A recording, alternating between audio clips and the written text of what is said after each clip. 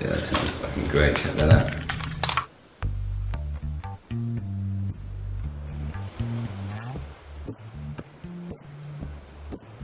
An event was planned to get a bunch of musicians in the same place in an environment that would allow them to explore things about music and about themselves and about making music. It's like it was like a sociological experiment. You put a bunch of people together who sort of know each other. Some people know each other really well.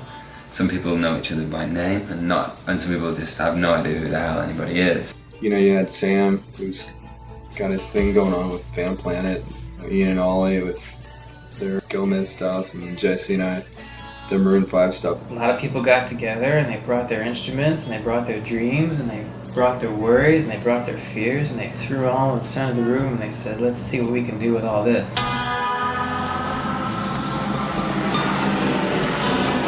Ali, say aloha! Aloha!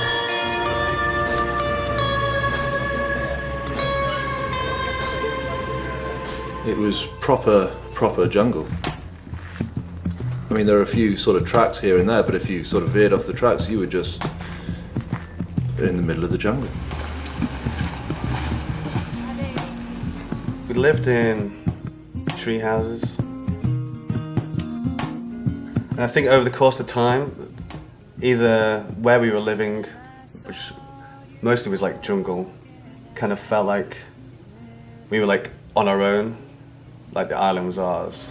It feels like the world could end and we would end up living in this shack for many a year, feasting on hot dogs and beer, like true Americans.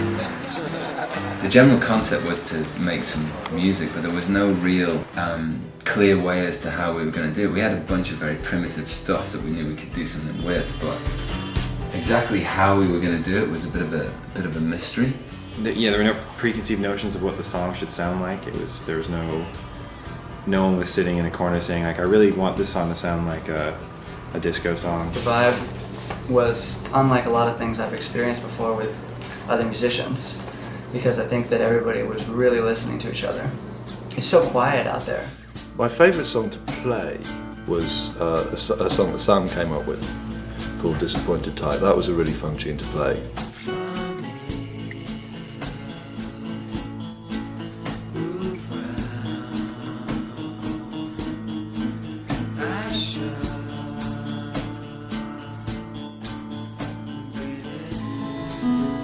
You've got cash and I can drive. Let's go shopping for drugs. You feel sick and I'm not high enough. Let's go shopping for drugs. That'll keep A3, bring elephant tranquilize.